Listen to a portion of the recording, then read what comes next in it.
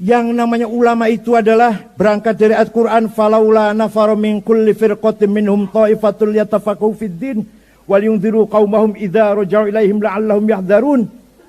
Yang namanya ulama itu adalah mutafaqih fid din, yang paham agama. Saya contohkan, paham tafsir dan ilmu tafsir, paham asbabun nuzul, paham makkiyah madaniyah, paham nasikhah mansukhah, paham muhkamah muqayyadah, paham muhkamah muqayyadah, mutasyabihah, paham mutlaqah muqayyadah, paham amma dan khassah, paham nasikhah dan mansukhah, paham hakiki dan majazi, kinayah isti'arah. Itu baru Quran. Belum hadis. Harus paham mutawatir, paham hadis mutawatir, paham hadis masyhur, hadis aziz, hadis ahad, qat'iyyul wurud, qat'iyyud dilalah, qat'iyyul wurud, dhanniyud dilalah, dhanniyul wurud, dhanniyud dilalah. Belum lagi harus paham hadis sahih, hasan, dhaif, dhaifnya maqtu, munqati', mauquf, mursal, mu'allal, munkar. Kalau nggak paham ini, jangan coba-coba ngaku ulama.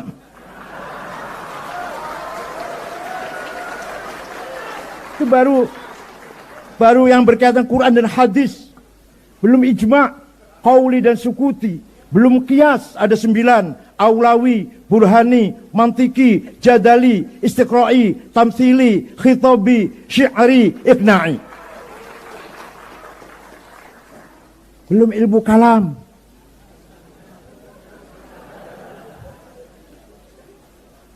Zatullah wa sifatuh. Hubungannya apa dengan zat dan sifat?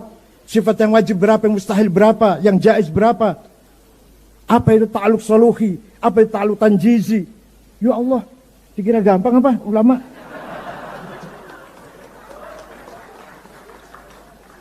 Alah, nggak usah jauh-jauh, ilmu tajwid saja. Idhar, idgham, ikhfa, iklab, qalqalah, mad lazim, mad jaiz, huruf halak, huruf qalqalah. Ya Allah, itu aja kalau nggak paham bukan ulama itu. Siapa pengarang ilmu tajwid? Abu Ubaid Qasim bin Salam, wafat tahun 224. Siapa pengarang ilmu nahwu? Imam Sibawayh. Siapa yang mengarang harokat fathah dhamma kasrah? Khalid bin Ahmad Al-Farahidi. Siapa yang menggagas titik? Ba titik 1, titik 2, titik 3? Abul Aswad Ad-Du'ali, wafat tahun 62 Hijriah. Siapa pengarang ilmu balaghah? Amr bin Ubaid. Siapa pencetus ilmu kalam? Wasil bin Atta. Siapa pencetus ilmu tafsir yang sempurna? Abu Ja'far Ibnu Jarir At-Tabari. Wah, panjang ini, nggak bisa. Dikira cukup 2 minggu sankilat apa? Itu ulama. Ya, walhasil itulah kira-kira itu. Mutafaqih fid din. Di samping itu belum cukup. Ulama itu harus alladzina yanzurunal ummah bi'ainir rahmah. Yang memandang umat dengan mata kasih sayang. Dengan mata yang ingin segala diberikan untuk umat. Membimbing, memelihara, menunjukkan jalan yang benar. Dari pagi sampai malam, bahkan 24 jam, pintu rumah kiai terbuka. Hidup di tengah-tengah masyarakat sebagai informal leader, sebagai pemimpin yang non formal, menerima segala tamu, semua masyarakat mengadu. Ya Allah, luar biasa. Kalau ada orang mau bercerai, dinasehatin, jangan. Istri saya galak, Yai. Ya udah, kalau terpaksa kawin lagi saja dengan cerai. Enggak, ini kata kiai, bukan kata saya, bukan kata saya kan. Jadi dari kepolisian pun sangat terbantu dengan peran ulama yang selalu membimbing, mengayomi, memelihara masyarakat. Kalau ada musibah, yang sabar, jangan putus asa. Yang sudah meninggal, korban musibah, kita doakan. Ke depan harus optimis, roja ila rahmatillah. Itulah ulama. Nggak ada ulama menakut-nakutin. Tidak ada ulama intimidasi. Tidak ada ulama yang membuat orang pesimis. Nggak ada. Suatu ketika Ada seorang sahabat namanya Al-Hasin Al-Khazraji. Bisod ya, Hasin. Kalau Sin Husain bacanya. Kalau Sod Hasin bacanya. Al-Hasin Al-Khazraji punya anak tidak mau masuk Islam. Dirayu, dikandani, dituturi, diajak masuk Islam, tetap nggak mau. Anaknya ini. Akhirnya habis sabarnya mengancam ayah itu. Kalau kamu tetap tidak mau Islam, saya bunuh kamu. Begitu ada seorang ayah menteror anaknya dalam masalah agama, turun ayat Al-Quran yang kita semua tahu, la ikraha fiddin. Tidak boleh ada paksaan, ada kekerasan, ada teror, ada intimidasi dalam masalah agama. Ayah tidak boleh ngancam anak, apalagi sedulur bukan, family bukan. Tahu-tahu sweeping.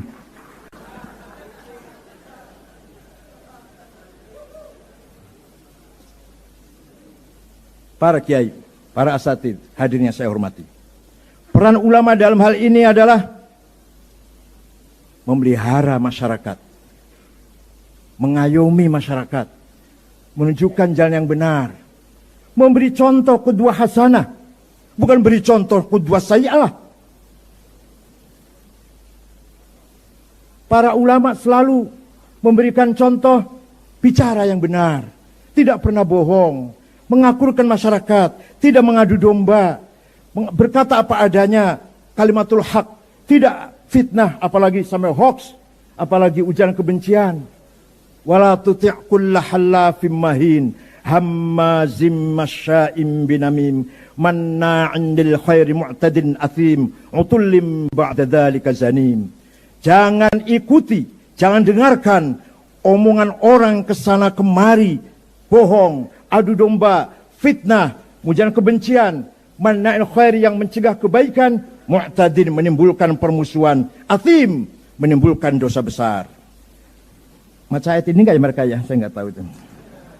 Ngajinya enggak hatam sih ya. Aduh ya Allah. Nah. Kemudian peran politik sejak dulu ketika masa penjajahan, para ulama di depan merebut kemerdekaan dari penjajah, Belanda maupun Jepang. Kita tahu para ulama yang syuhada, Kiai Zainal Mustafa dari Tasikmalaya, dipenggal lehernya di Ancol. Kiai Rusdi Hamid Rusdi dari Malang, di Brondong, sekarang sudah menjadi nama jalan di Malang. Kiai Muhammad Ilyas Lumajang, Kiai Hashim Asy'ari, di penjara Mojokerto oleh Jepang 1 bulan. Keluar dari penjara, tangan kanannya tidak bisa bergerak. Dihajar oleh Jepang karena gara-gara tidak mau menghormat ke arah timur. Apa namanya itu? Shikere. Dan di penjara itu ditemani oleh santri dari Cirebon. Sekali lagi, dari Cirebon. Namanya Kang Solihin. Kiai Solihin Babakan Ciwaringin, Kiai. Itu yang menemani sama-sama disiksa oleh Jepang di penjara Mojokerto. Para kiai semua pejuang. Kiai Ru'yat, bapaknya Kiai Ilyas Ru'yat Tasikmalaya, juga dikejar-kejar oleh Belanda dan Jepang. Temannya banyak yang gugur, tapi Kiai Ru'yat masih dijaga oleh Allah. Panjang usia sampai wafat, sampai akhir hayatnya tetap berjuang. Itu ayahanda dari Rois Am, Kiai Ilyas Ru'yat. Banyak sekali ulama, kalau saya ceritakan tidak cukup waktunya. Walhasil, ulama punya andil besar, punya andil sangat besar dalam membangun kemerdekaan Indonesia ini. Kemudian, setelah dibentuknya panitia persiapan kemerdekaan Indonesia, ketuanya Insinyur Soekarno, sekretarisnya Muhammad Hatta, anggotanya Haji Agus Salim, ulama. Kiai Wahid Hashim, bapaknya Gus Dur, jangan lupa. Kakeknya Mbak Lisa, jangan lupa. Itu Wahid Hashim.